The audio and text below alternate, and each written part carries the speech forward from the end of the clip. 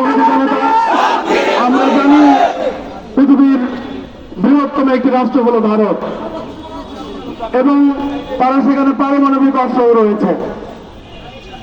বাংলাদেশকে দিল্লির দাসী দিয়ে বিগত 17 বছর পর্যন্ত আমাদেরকে অবনত করে রাখা হয়েছিল। 5 তারিখে আমরা সে খেলা খেলে দিয়েছি, তোমাদের মাল তোমাদের কাছে ফেরত দিয়ে দিয়েছি।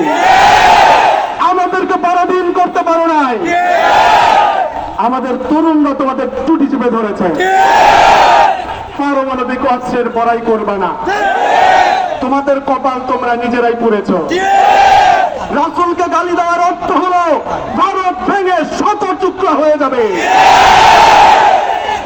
তোমরা এক পারমাণবিক অস্ত্রের ভয় দেখিয়ে লাভ নাই। এই যে দেখে নাও নবী প্রেমিক, আমরা আমাদের জীবনের চেয়ে রাসূলকে বেশি ভালোবাসি।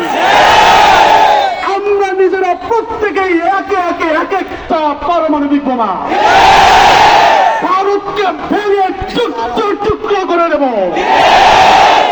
ভারত যদি বাংলাদেশের দিকে তাকায় চোখ উপড়ে ফেলা হবে। আমি বলতে চাই, রাসূলকে অবমাননা করে তোমরা তোমাদের নিজেদের ভাগ্য বিলম্বিত করেছ।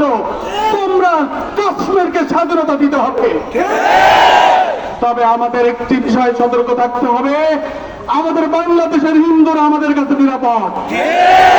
আমরা ভারতের প্রতিশোধ আমাদের হিন্দু প্রতিবেশীদের উপরে করতে পারি না। এবং তোমরা ষড়যন্ত্র করে নিজেরা হিন্দুদের উপরে মন্দিরে কোনো আক্রমণ করো না।